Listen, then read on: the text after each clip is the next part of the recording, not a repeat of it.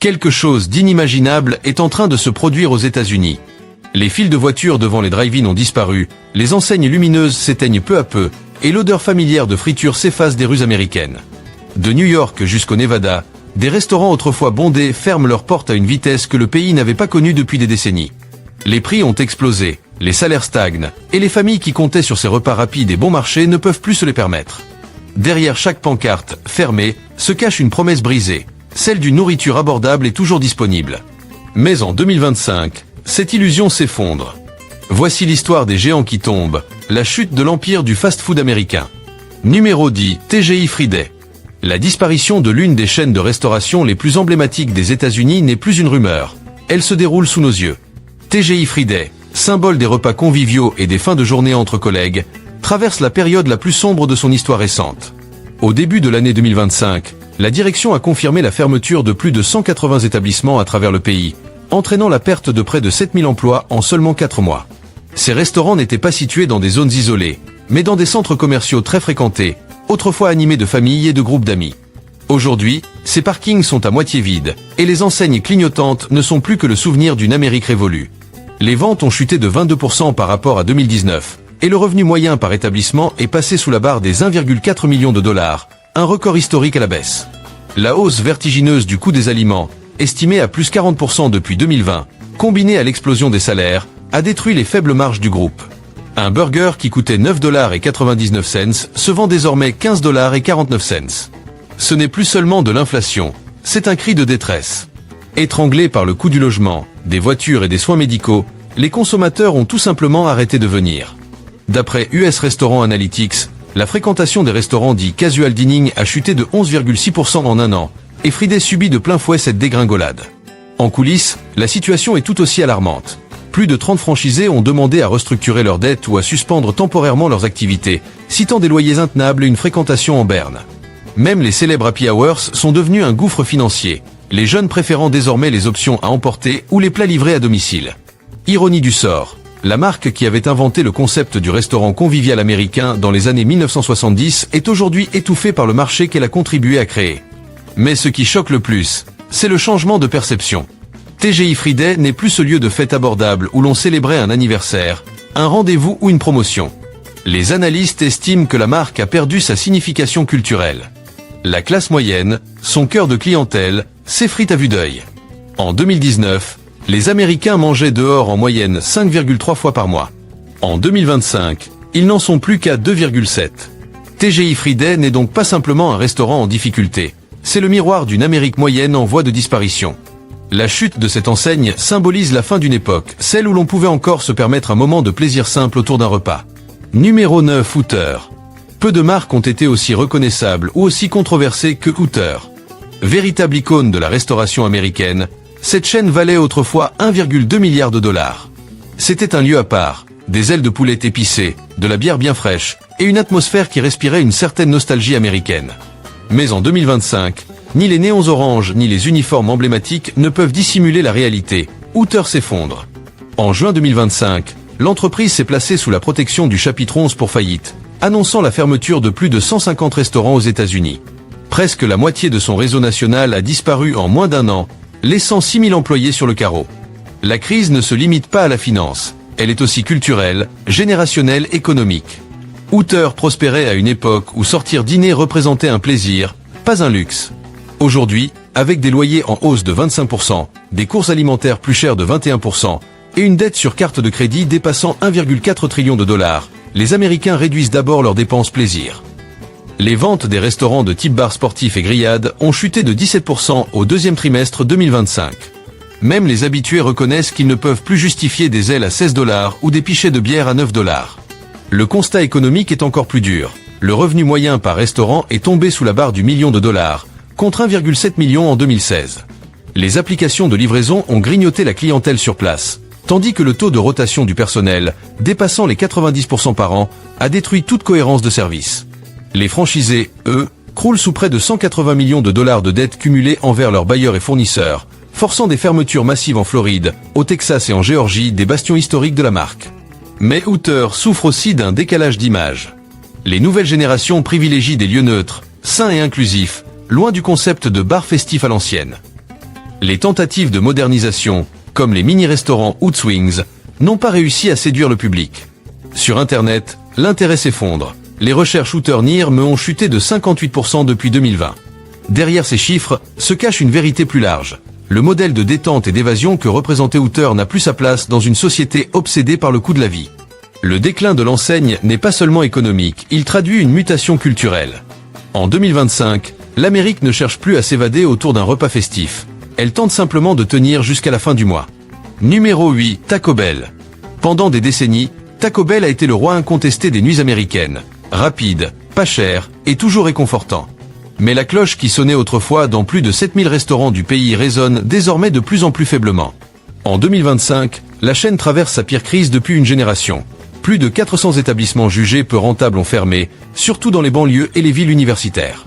Les ventes des mêmes restaurants ont chuté de 6,2% en un an, du jamais vu depuis 2011, tandis que la fréquentation dans des métropoles comme Los Angeles et Chicago s'est effondrée de 14%, selon Placé.ai. Les causes sont multiples. L'inflation a fait grimper les prix du menu de 27% depuis 2019, brisant le mythe du repas bon marché. Un Crunchwrap suprême vendu 3,49$ coûte aujourd'hui 6,29$. Et dans un pays où 64% des Américains vivent au jour le jour, cette différence est énorme. Taco Bell, jadis symbole d'accessibilité, se retrouve désormais en concurrence avec les plats surgelés des supermarchés.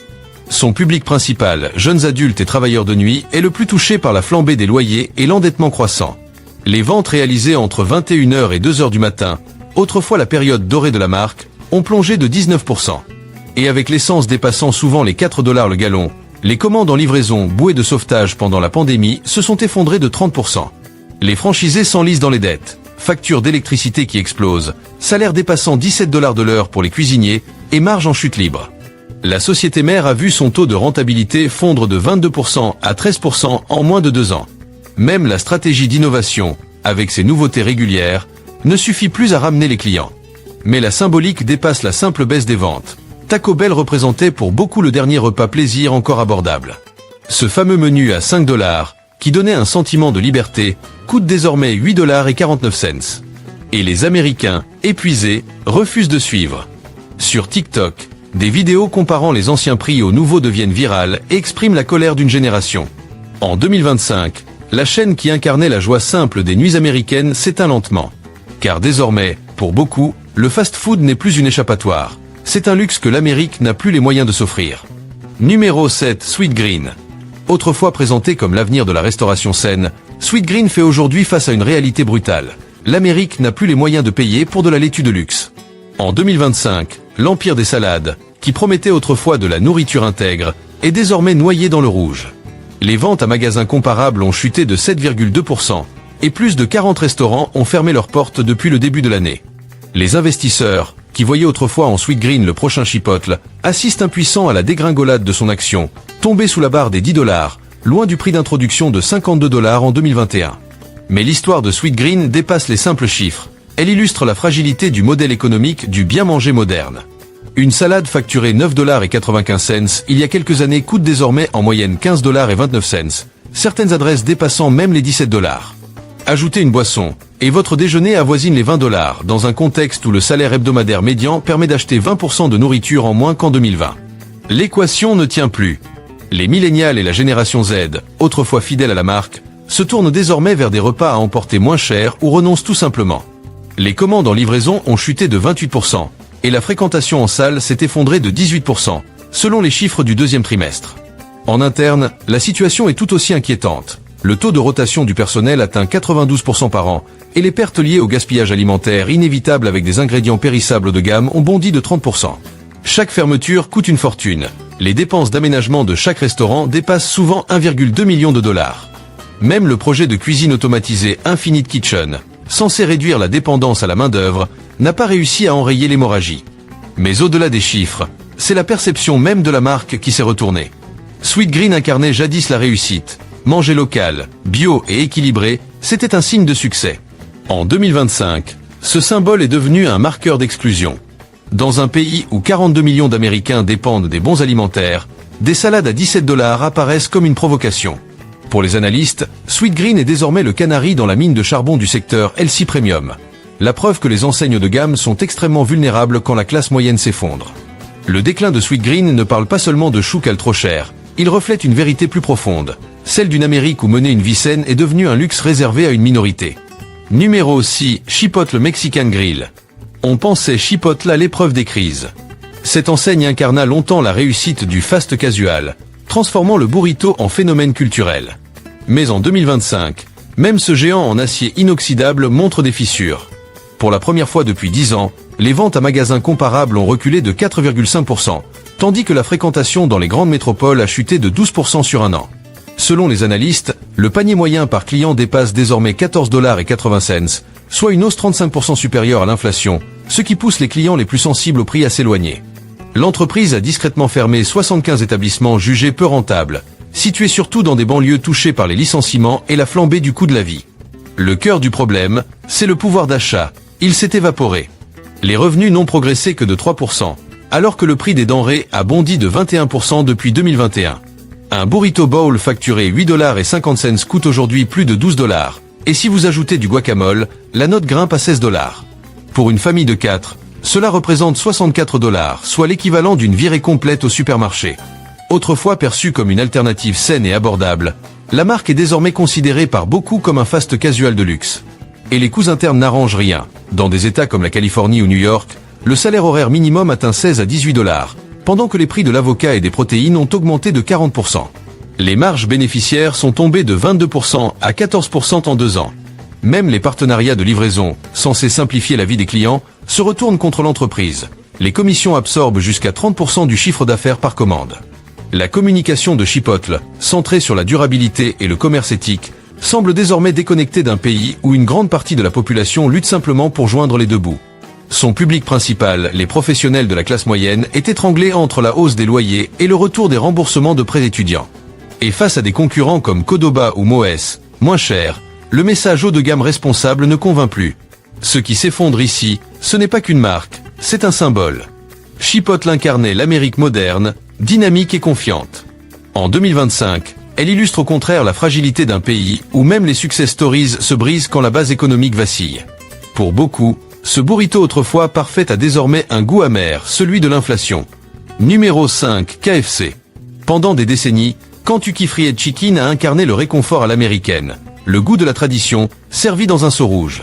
Mais en 2025, ce fameux seau fuit de toutes parts. Depuis janvier, plus de 400 restaurants ont fermé à travers les États-Unis, près de 10% du réseau national. Les ventes domestiques ont chuté de 5,3% sur un an, soit la plus forte baisse depuis plus de 15 ans. En interne, les dirigeants reconnaissent que la marque perd sa clientèle historique, les familles ouvrières qui comptaient sur les menus famille à prix abordable. Désormais, les buckets à 30 $ sont devenus inaccessibles pour beaucoup. Mais ce déclin va bien au-delà du poulet frit. C'est tout un modèle économique populaire qui s'effondre. Un menu à 7,99 $ en 2019 coûte aujourd'hui en moyenne 13,49 $, et un seau de 12 pièces dépasse les 32 $ dans plusieurs États, soit 68% d'augmentation en 6 ans. Pendant ce temps, les salaires n'ont pas suivi, et la famille américaine moyenne consacre désormais 11,3% de son revenu disponible à la nourriture, un record depuis 1989. Quand, après avoir payé le loyer et l'essence, il ne reste plus rien, même un repas de poulet devient un luxe. Les coûts de fonctionnement explosent eux aussi. L'huile de cuisson a augmenté de 43%, le prix de la volaille de 31%, et les factures d'électricité de 22% sur un an. Les pénuries de main-d'œuvre ont poussé les salaires horaires au-dessus de 16 $ dans 22 États, rognant les marges déjà minces. Plus de 60 franchisés tentent actuellement de renégocier leurs dettes pour ne pas sombrer. Et la marque traverse une véritable crise d'identité. Autrefois symbole du repas familial accessible, KFC se retrouve coincé entre des chaînes ultra bon marché et de nouvelles enseignes de sandwich au poulet prisées par la génération Z. Les tentatives de modernisation comme les Nuggets Beyond Fried Chicken ou les bornes digitales n'ont pas réussi à séduire un public étranglé par les prix. En réalité, la chute de KFC est l'un des visages les plus parlants d'un drame économique américain. Une marque populaire exclue de son propre public. Les mêmes familles qui faisaient autrefois du dimanche un moment autour d'un seau du colonel passent désormais devant le restaurant sans s'arrêter. Le comfort food du Sud est devenu un symbole de plus dans la longue liste des victimes de l'inflation. Numéro 4, Pizza a chuté. Autrefois symbole de la pizza familiale par excellence, Pizza a chuté vit aujourd'hui une lente et douloureuse descente aux enfers. L'enseigne, qui régnait sur le marché américain dans les années 90, s'effondre désormais sous le poids d'une économie étouffée. En 2025, plus de 500 restaurants ont fermé leurs portes à travers le pays, ramenant le total à moins de 5200 points de vente du jamais vu depuis 40 ans. Les ventes dans les mêmes magasins chutent de près de 7%, et les faillites de franchises ont triplé depuis 2023. L'empire qui générait autrefois 5 milliards de dollars par an aux États-Unis peine aujourd'hui à atteindre 3,2 milliards de revenus bruts. Pendant des décennies, Pizza a chuté évoquait les soirées en famille, les toits rouges emblématiques et le plaisir simple d'un repas abordable. Mais désormais, une pizza grande taille coûte en moyenne 17,49 $, contre 11 $ il y a seulement 5 ans. Ajoutez à cela les frais de livraison, les pourboires et les taxes, et une simple commande peut facilement dépasser les 30 $. Un luxe difficile à justifier pour des familles étranglées par la hausse des loyers et un endettement record dépassant 1300 milliards sur les cartes de crédit. L'inflation a dévasté tout le concept de restauration abordable, et la classe moyenne des banlieues, cœur historique de la clientèle, s'effondre à cause de la flambée des taux immobiliers et de l'instabilité de l'emploi. En coulisses, les franchises perdent de l'argent à une vitesse alarmante. Les plateformes de livraison prélèvent jusqu'à 28% des revenus, le prix du fromage a bondi de 40%, et l'entretien des vieux restaurants Red Roof coûte des millions chaque année. Beaucoup de ces bâtiments sont désormais vides, vestiges d'une époque où l'on partageait une pizza le vendredi soir. La transition vers le numérique est arrivée trop tard. Domino's domine désormais la livraison technologique, tandis que des chaînes plus petites séduisent avec des tarifs bien plus compétitifs. Des documents internes révèlent même un plan désespéré. Transformer près de 1000 restaurants en cuisine fantôme d'ici 2026, uniquement dédiés à la vente à emporter. Mais le déclin de Pizza a chuté dépasse les chiffres. C'est une perte culturelle. Ce qui incarnait autrefois la chaleur, la convivialité et l'accessibilité est devenu le symbole d'une Amérique où même une simple soirée pizza semble hors de portée. Le toit rouge, autrefois synonyme de joie familiale, brille aujourd'hui faiblement sur un pays qui peine à s'offrir le dîner. Numéro 3, Burger King. Le slogan « Have it your way, faites comme vous aimez » pourrait aujourd'hui se traduire par « faites-le » si vous en avez les moyens. L'effondrement de Burger King en 2025 est l'un des plus spectaculaires de l'industrie du fast-food. Plus de 700 restaurants ont fermé, supprimant près de 10 000 emplois à travers le pays. Les ventes chutent de 8,4%, et les faillites de franchises s'enchaînent à un rythme effréné.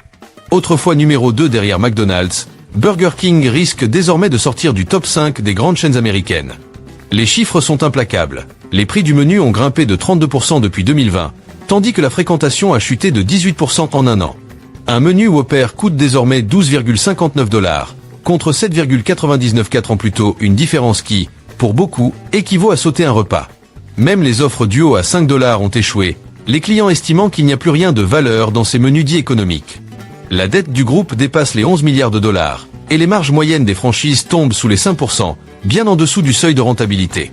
Les coûts explosent de toutes parts, les factures d'électricité ont grimpé de 24%, les salaires de 19%, et le prix du bœuf de 30% en un an. Le plan Reclin the Flamme, un projet de 400 millions de dollars pour moderniser les restaurants, s'est transformé en fiasco. Les petits franchisés s'enfoncent davantage dans la dette, tandis que la fréquentation continue de s'effondrer. Et ce n'est pas qu'une question de chiffres. La fidélité à la marque s'est effondrée. Les mentions positives sur les réseaux sociaux ont chuté de 45% depuis 2022. Les consommateurs, eux, dénoncent la baisse de qualité et des prix devenus absurdes. Dans plusieurs villes en difficulté comme Détroit, Saint-Louis ou Cleveland, des dizaines de restaurants ont été tout simplement abandonnés. Dans les années 80, Burger King incarnait la jeunesse, la vitesse et la liberté, une alternative audacieuse à McDonald's. En 2025, il symbolise plutôt l'épuisement d'un modèle et la promesse économique brisée d'un pays en crise. Les drive-in fermés le long des autoroutes racontent l'histoire d'une Amérique où même le fast-food, autrefois dernier refuge de la classe populaire, n'est plus à portée de main. Numéro 2, Wendy's. Pendant des décennies, Wendy's s'est présenté comme l'alternative honnête du fast-food, viande fraîche, burger carré et vrai rapport qualité-prix. Mais en 2025, même le sourire de la mascotte rousse ne suffit plus à masquer la tempête. L'enseigne s'effondre sous le poids des mêmes forces économiques qui écrasent la classe moyenne américaine. Plus de 450 restaurants ont fermé leurs portes cette année, avec une chute des ventes de près de 7%, la pire de son histoire. Les faillites de franchises ont augmenté de 38%, et plusieurs grands exploitants régionaux sont au bord de la liquidation. Le constat financier est accablant. Un repas moyen coûte désormais 12,75 $, contre 8,29 en 2019, une hausse de 54%. L'inflation a tout simplement vidé Wendy's de son attrait auprès des travailleurs modestes. Même le fameux 4 pour 4 $, autrefois symbole d'un repas abordable, a disparu en 2024, remplacé par le Biggie Bag à 6,99 $ ou plus. Les franchisés tirent la sonnette d'alarme. Les coûts de main-d'œuvre ont bondi de 21%, le bœuf de 35% et les factures d'électricité de 30% en 2 ans. Les marges fondent et plus de 60 franchises ont suspendu tout nouveau projet d'investissement. D'ici la fin de 2025, la dette totale du réseau américain pourrait dépasser 9 milliards de dollars. Sur le plan culturel, la marque perd pied. Les jeunes, autrefois séduits par son ton ironique sur Twitter, se tournent désormais vers la street food ou la livraison bon marché. Les clients fidèles, eux, se plaignent que les prix montent bien plus vite que leur salaire. Comme l'a résumé un analyste, le fast-food servait autrefois à s'échapper de la précarité. Aujourd'hui, il la rappelle. Même les initiatives numériques de Wendy's se sont retournées contre elle. Les menus dynamiques gérés par intelligence artificielle ont suscité la colère des consommateurs, car les prix variaient selon l'heure et le quartier, un véritable algorithme des inégalités. Wendy's ne vit pas qu'une crise d'entreprise, c'est le reflet d'une économie brisée. La loyauté ne survit plus quand le portefeuille est vide. La chaîne qui prônait la qualité et notre recette illustre aujourd'hui une réalité crue. Aucune promesse de fraîcheur ne résiste à une nation en perte d'appétit. Numéro 1, McDonald's. Les célèbres arches dorées, autrefois symbole de l'optimisme américain, projettent désormais une ombre de déclin. En 2025, le plus grand empire de restauration rapide au monde vacille sur ses propres bases. Les ventes aux États-Unis ont chuté de 3,6% au premier trimestre, puis de 2,9% au second, la pire performance depuis la récession de 2008. Plus de 800 restaurants fermeront d'ici la fin de l'année, principalement dans les zones rurales et à faible revenu, où les ventes ont plongé jusqu'à 15%. Le problème dépasse la simple hausse des prix, c'est le pouvoir d'achat américain tout entier qui s'effondre. Un menu Big Mac, autrefois symbole du repas rapide et bon marché, coûte désormais 13,59 $, contre 6,39 en 2019, soit une augmentation de 113% en 6 ans.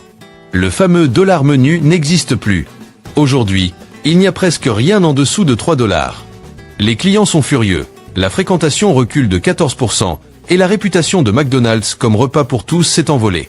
Les familles de classe moyenne boudent les fast-foods et les jeunes considèrent désormais McDonald's comme cher et bas de gamme. Les franchises américaines, elles, croulent sous les coups. Le bœuf a augmenté de 32%, les emballages de 27% et les salaires dépassent désormais 17 $ de l'heure dans plusieurs états clés. Les marges sont passées de 18% à seulement 10%. Les dirigeants, inquiets, ont tenté de relancer les ventes avec de nouvelles formules Value Meal sans succès.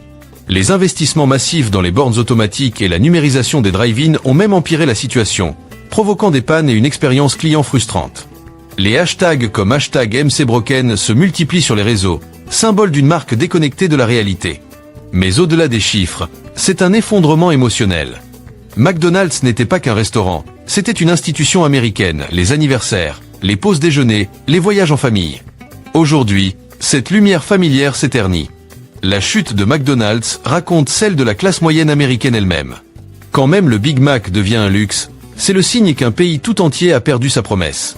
L'empire qui nourrissait le monde est désormais en train de se dévorer lui-même.